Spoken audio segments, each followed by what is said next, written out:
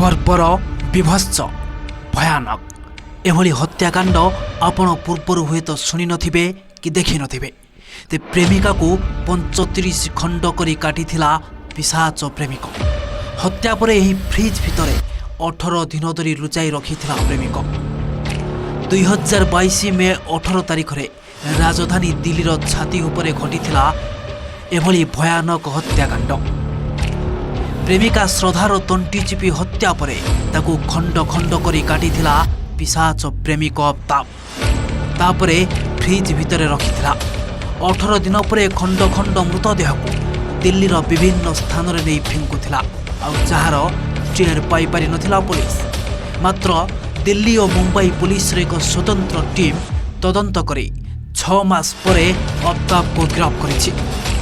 तेबे अफ्ताब एभली हत्याकांड कहीं रचिला ताहाकु नहीं चली तनाघना।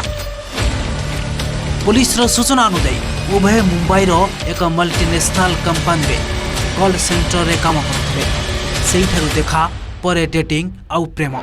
तेबे एते सबु परे भी कहीं एभली कांड भिआइला प्रेमिक अफ्ताब ताहा एबे तदंत सापेक्ष।